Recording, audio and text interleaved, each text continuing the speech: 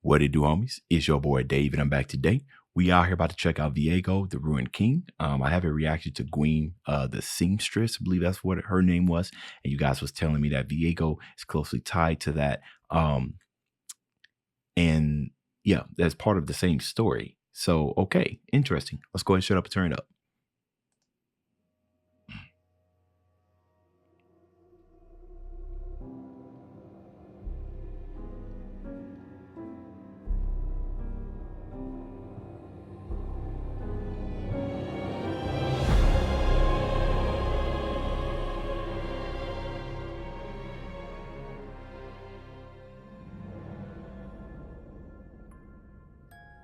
Ooh, very interesting. The way that kind of opened up. Ooh, that's you usually kind of they included that very early. That's I usually hear that type of phrasing at the close to the middle of the song, right? Because that's kind of a sense of reveal, like oh, but they only showed the sword, right? As if that's like the main focus during this reveal of that sound. So it must play a very very significant purpose. And not only that, but now I'm getting vampire Dracula kind of vibes. You only hear that type of that oh when like I said when something's revealed or very spiritual or something of the spirit realm has been revealed or a great act of power has been unleashed. So very interesting way of opening it up.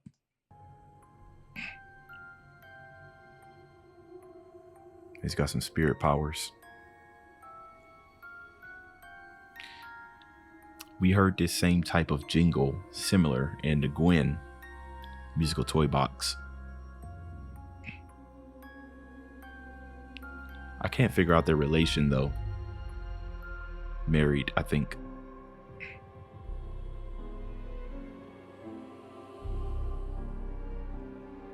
The chords are interesting. Sinister.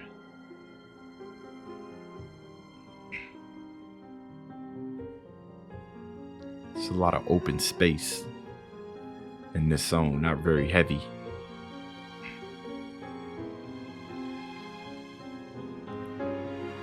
Like sadness.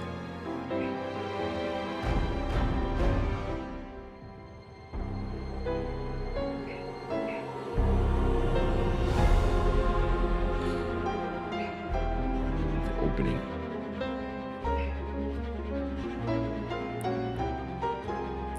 Now, the beautiful thing about this is what's going on with those chords and what's going on with the piano. The way that it's structured is it's got this melodic, right? But then at some point it kind of just takes a sinister turn, right? So given the mood of the song, it's definitely what it's saying is it's pain, it's sorrow, it's unending because we still getting it right. We haven't had any type of resolve or resolution in the music that gives us a sense of happiness, right? It's all sinister, it's all deep, it's all dark. Interesting enough, as the song was progressing, there wasn't a whole lot of instrumentation in the background, right? We kind of just had the piano playing or whatnot. Very, very atmospheric stuff, right? To give you that sense of like loneliness because there's not a lot of stuff going on. But he must be a spirit or of some type. Because that's just the way the music is telling me, a spirit of that's sinister and very lonely. That's what I'm getting right now from the music.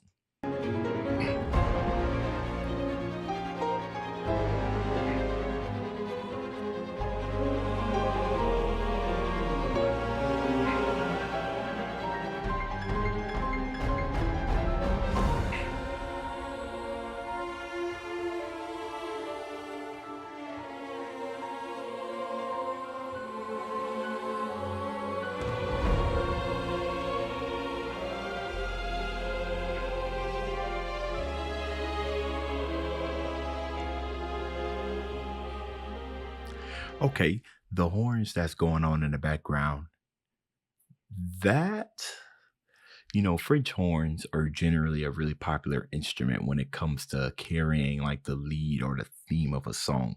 And they usually have great importance because you don't necessarily want a French horn playing all the time when it comes to orchestrated music like this, right? The only time you want it to come out is usually during a climax or some point, but it carries a very, very important message. So, way I look at it is I was sitting here looking into music for any type of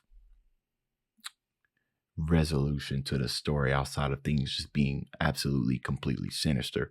But that horn, I believe that's what we were hearing. That wasn't horns. I think it was violas. Violas. Okay, exit out what I just said. Okay, there weren't French horns, but violas serve a part as well. There might be a French horn in here. Exit out what I just said. But anyways, it gave a sense of not necessarily happiness, but more like hopefulness.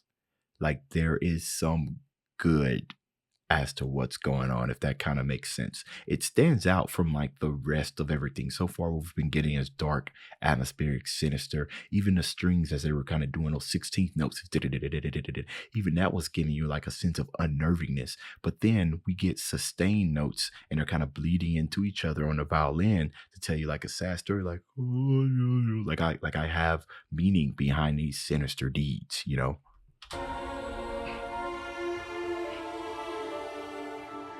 I don't know why I thought it was a horn.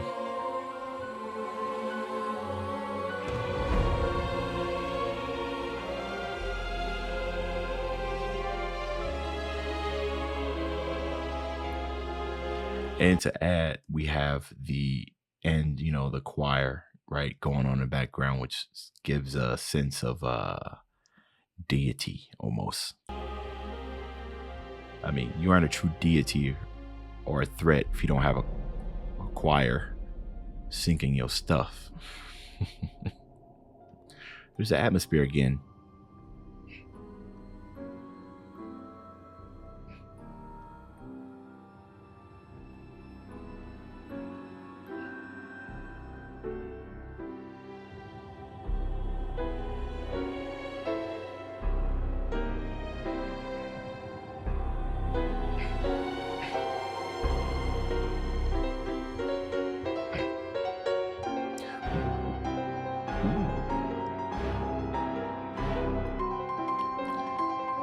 The brass section coming in so heavy.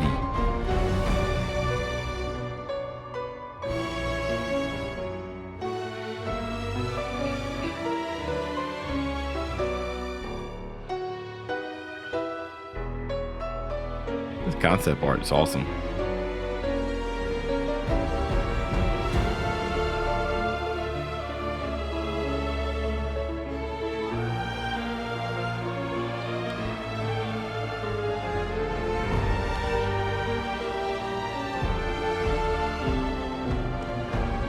Horns in the background.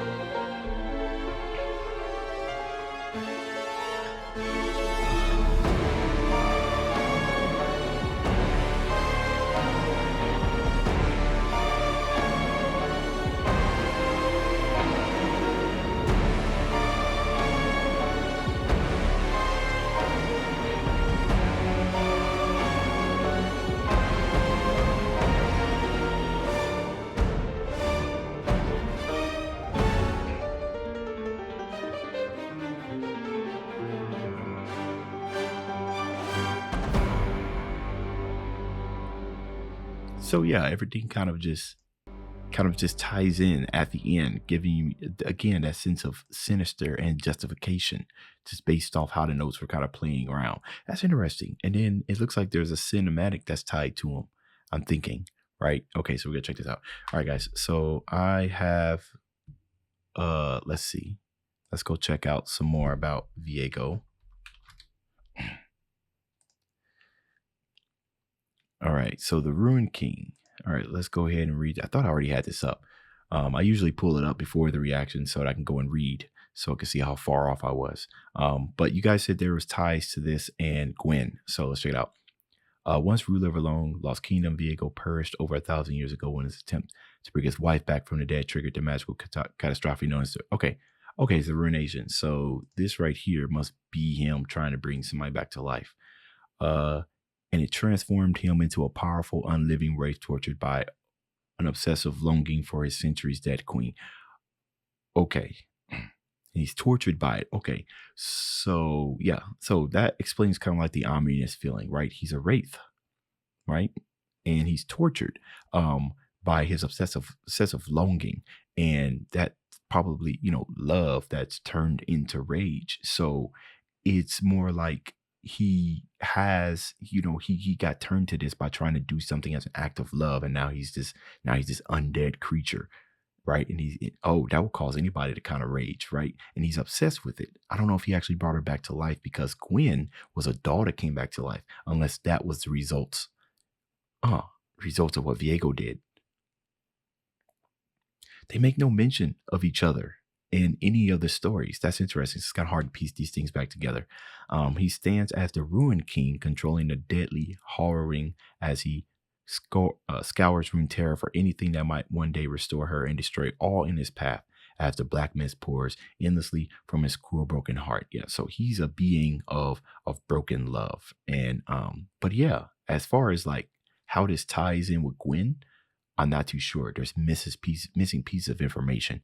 But like I said, I'm not too sure. But again, the atmosphere that kind of makes sense, right? I was getting sinister. This guy's out here murdering everybody for the quest of for the purpose of love, and he's looking to bring back his lawful loved ones. Was kind of not really any type of justification for murdering massive amounts of people. But that's what kind of gave the song. I could hear those elements in the song, those lighthearted elements that was weaved into the whole sinister melodies. The chords right here is what's doing the most damage right here with its sinister sounding stuff. But then at the end, how we kind of got a mix of both love and death and horror and everything. It kind of makes sense now that I know a little bit more about Viego. All right, man. I'm telling you, Riot puts so much work into today's stuff. It's fun dissecting this. Even if I'm far off, it's still a lot of fun. So that's the end of this video. If you enjoyed the content, leave a like and subscribe. Dave's out.